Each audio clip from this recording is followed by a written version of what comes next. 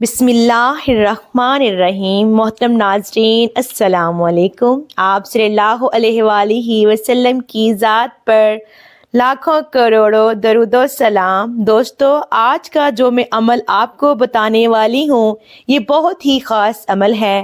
آپ نے 27 رمضان المبارک شب قدر کو یہ عمل کرنا ہے۔ 27 رمضان المبارک شب قدر کی رات بہت ہی خاص رات ہوتی ہے، رحمتوں اور برکتوں والی ہوتی ہے۔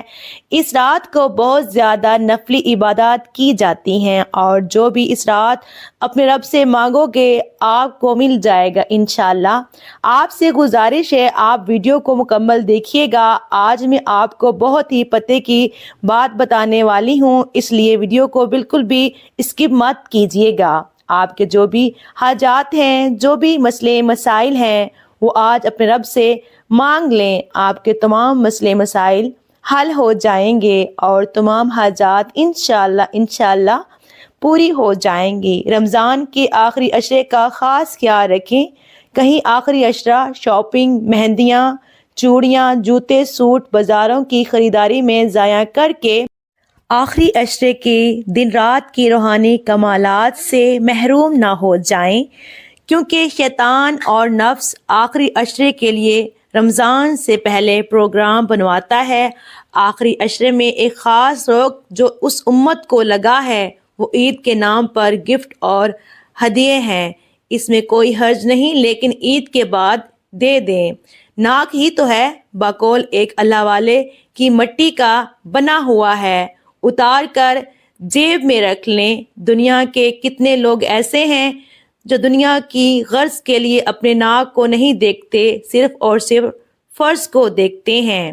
محترم ناظرین، اس بات پر غور کیجیے گا، ماہ رمضان مسلمانوں پر اللہ تعالیٰ کا ایک احسان ہے، کیونکہ یہ مسلمانوں کے دل میں تقوی، پرہیزگاری، صبر و بردباری، ہمدردی، اتفاق، اخوت، مساوات اور رواداری کے اوصاف پیدا کرتا ہے۔ ماہ رمضان کی عظمت یہ بھی ہے کہ اس میں لیلۃ القدر موجود ہے۔ لیلۃ القدر اس قدر عظیم الشان رات ہے کہ اس کی ایک رات کی عبادت کا ثواب 1000 مہینے کی عبادت سے افضل ہے۔ سرکار دو عالم صلی اللہ علیہ وآلہ وسلم نے ارشاد فرمایا، شب قدر میں آسمان کے دروازے کھلے رہتے ہیں۔ جو بندہ شب قدر میں نماز پڑھتا ہے تو اللہ تعالیٰ اس کو ایک ایک تکبیر کے بدلے، یعنی اللہ اکبر کے بدلے میں جنت میں ایک ایسا سایہ دار درخت عطا فرمائے گا کہ اگر چلنے والا سال تک اس کے سائے میں چلے تو اس کا سایہ طے نہ کر سکے گا، اور حرکت کے بدلے جنت میں ایک مکان موتیوں، یاقوت اور زبرجد کا عطا فرمائے گا، اور ہر سلام پھیرنے کے بدلے جنتی چادروں میں سے ایک عطا فرمائے گا۔ سبحان اللہ۔ 27 شب قدر کے نوافل۔ محترم ناظرین، 27 شب قدر کو 12 رکعت نماز 3 سلام سے پڑھیں۔ ہر رکعت میں بعد سورہ فاتحہ کے سورہ قدر ایک مرتبہ، سورہ اخلاص 15 مرتبہ پڑھنی ہے۔ بعد سلام کے 70 مرتبہ استغفار پڑھے۔ اللہ تعالیٰ اس نماز کے پڑھنے والوں کو نبیوں کی عبادت کا ثواب عطا فرمائے گا انشاءاللہ العظیم۔ محترم ناظرین، امیر المومنین حضرت سیدنا علی مرتضیٰ شہر خدا کرم اللہ تعالیٰ وجہ الکریم فرماتے ہیں، جو کوئی شب قدر میں ذو القدر کو 7 بار پڑھتا ہے، اللہ عز و جل اسے ہر بلا سے محفوظ فرما دیتا ہے، اور 70,000 فرشتے اس کے لیے جنت کی دعا کرتے ہیں۔ اور جو کوئی سال بھر میں جب کبھی جمعے کے روز نماز جمعہ سے قبل 3 بار پڑھتا ہے، اللہ عز و جل اس روز کے تمام نماز پڑھنے والوں کی تعداد کے برابر نیکیاں لکھتا ہے۔ سبحان اللہ۔ محترم ناظرین، رسول اکرم صلی اللہ علیہ وآلہ وسلم نے فرمایا، میں نے خواب میں شب قدر دیکھی مگر پھر مجھے بھلا دیا گیا۔ یہ رمضان المبارک کے آخری عشرے کی طاق راتوں میں ہے۔ یہ رات پاک اور باوقار ہے، نہ زیادہ گرم ہوتی ہے اور نہ ہی ٹھنڈی۔ اس میں شیطان نہیں نکلتا یہاں تک کہ صبح صادق نہ ہو جائے۔ محترم ناظرین، اس رات کے بعد والی صبح جب سورج نکلتا ہے تو اس میں زیادہ گرمی نہیں ہوتی۔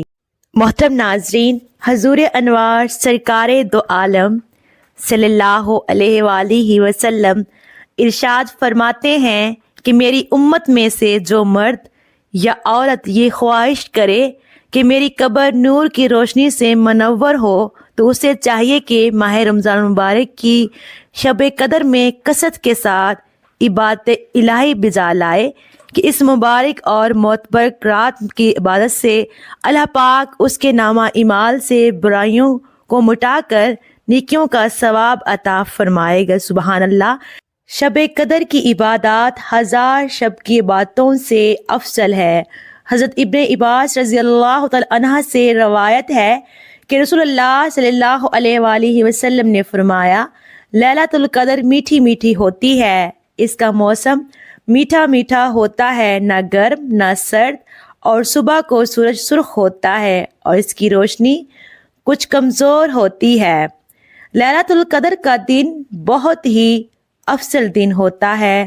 27 رمضان المبارک دن میں 12 رکعت نماز ادا کریں۔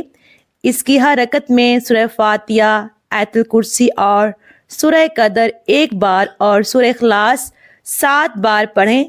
جب نماز سے فارغ ہو جائیں تو 3 بار کہیں لا الہ الا اللہ محمد رسول اللہ، پھر 3 بار درود پاک بھیجیں تو اللہ پاک قیامت کے دن اس سے بے حساب عذاب دور فرمائے گا اور وہ انبیاء کرام علیہ السلام کے ساتھ جنت میں داخل ہوگا۔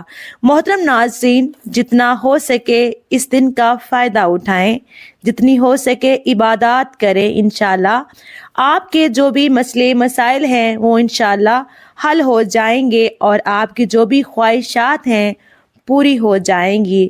یوں سمجھ لیں کہ اللہ تعالیٰ نے ہمیں یہ رمضان دے کر ایک موقع عطا فرما دیا۔ کسی بندے سے غلطی ہو جائے تو وہ کہتا ہے کہ ایک چانس اور دے دیں، بس اسی طرح اللہ تعالیٰ نے ہم پر رحمت فرمائی، ہمیں اپنی زندگی میں گناہوں کے بخشوانے کا ایک چانس اور عطا فرمایا، جیسے کہ شیطان کو قید کر دیا، چونٹیوں، پرندوں، مچھلیوں سب کو دعا میں لگا دیا اور بندے کو بتا دیا کہ تم جو مانگو گے ہم قبول کر لیں گے۔ اس سے معلوم ہوتا ہے کہ اللہ تعالیٰ کا ارادہ خیر کا ہے، وہ بخشش کے بہانے بنا رہے ہیں۔ اس لیے ہم سب کو چاہیے کہ ہم اپنے گناہوں کی معافی مانگیں، کیونکہ یہ مہینہ سال میں ایک بار آتا ہے۔ خوش قسمت ہے وہ جو اس سال اپنے گناہوں کی معافی مانگ لے گا اور اللہ پاک سے جو مانگے گا اللہ پاک اسے ضرور عطا فرمائے گا۔ محترم ناظرین، میری آج کی ویڈیو آپ کو کیسی لگی کمنٹ کر کے ضرور بتائیے گا، اور اگر میرے سے پڑھنے میں کوئی غلطی ہوئی ہو تو آپ سے گزارش ہے میری اصلاح کیجیے گا۔ میری آپ بہن بھائیوں سے گزارش ہے کہ میرا ساتھ دیں۔ اللہ پاک سے دعا ہے کہ جتنے بھی بے اولاد ہیں اللہ پاک اس ماہ رمضان المبارک کے صدقے ان سب کو نیک صالحہ اولاد سے نوازے، اور ہمارے جتنے بھی بہن بھائی پردیس میں ہیں، مشکلات کا سامنا کر رہے ہیں، اللہ پاک اس رمضان المبارک کے صدقے ان کی سب کی تمام مشکلات کو آسان فرما دے۔ آمین ثم آمین یا رب العالمین۔ جزاک اللہ۔ اللہ حافظ۔ اور آخر میں جاتے جاتے اگر آپ کو ویڈیو اچھی لگی ہو تو کمنٹ باکس میں اللہ پاک کے 99 ناموں میں سے ایک نام ضرور ٹائپ کیجیے گا۔